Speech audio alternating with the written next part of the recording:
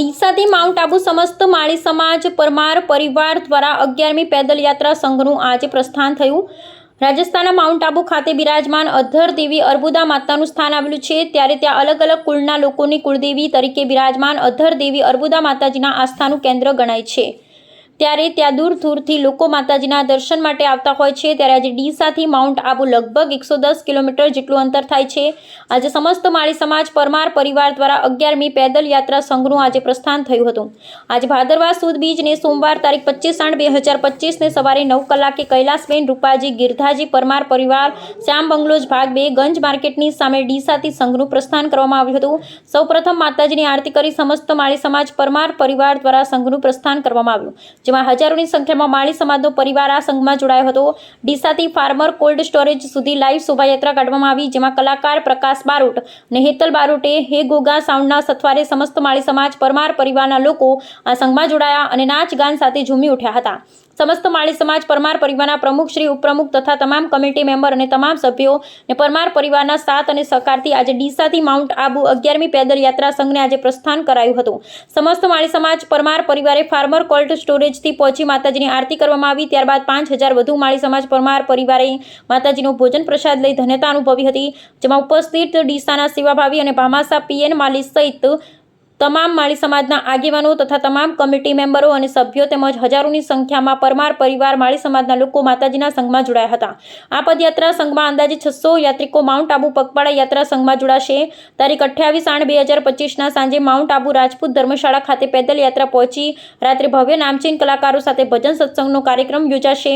બીજા દિવસે સવારે માતાજીના નિજ મંદિરે હવન યજ્ઞ કરી મહાપ્રસાદ લઈ 11મી પેદલ યાત્રા સફળતાપૂર્વક પૂર્ણ કરી માઉન્ટ આબુ ખાતે બિરાજમાન અર્બુદા માતાજીના દર્શન કરી ધન્યતા અનુભવશે। સમસ્ત પદયાત્રિકો બિરાજમાન અધર દેવી અર્બુદા માતાજીના દર્શન કરી ધન્યતા અનુભવશે। પરમાર પરિવાર એટલે ઓલ બનાસકાંઠા અને માળી રૂપાજી ગિરધારી શ્યામ બંગલોજ ભાગ 2 મારા ઘરથી 11મી પદયાત્રા નીકળી છે અને અમારા પરમાર પરિવાર હજારોની સંખ્યામાં ચાલતા પણ જાય છે અને ત્યાં 28 તારીખે પહોંચશે અને ત્યાં હવન અને ભોજન પ્રસાદ લઈ અને ત્યાંથી ઉદય લઈએ છીએ। બોલે અર્બુદે માત કી જય, બોલે અર્બુદે માત કી જય।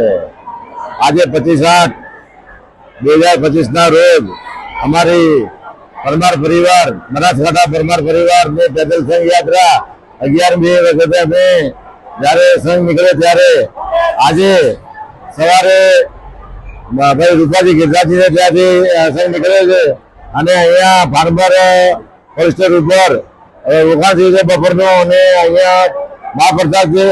હજારોની સંખ્યામાં શોભાયાત્રામાં અમારા પરમાર પરિવાર જોડાયા હતા અને અત્યારે હજારો માણસોએ હજારો ભાવિકોએ પ્રસાદનો લાભ લીધો અને સાંજે અમારે બધી જે રસ્તામાં જે સગવડો છે એ સગવડોથી બધાને ચાલવાનું છે અને 28 તારીખે સાંજે માઉન્ટ આબુ પહોંચવાનું છે। ત્યાં રજપૂત ધર્મશાળામાં તો સાંજે એમ કે ભજન ડાયરો અને ડાયરો છે રાત્રે અને સવારમાં 29 તારીખે ત્યાં મંદિરે યજ્ઞનું આયોજન કરેલું છે અને ત્યાં પણ અમારો પરિવાર હજારોની સંખ્યામાં પધારે છે અને બધા એક મંચ ઉપર એક સાથે ભોજન લે છે અને ત્યાં પણ સવારે અને સાંજે મહાપ્રસાદનું આયોજન હોય છે।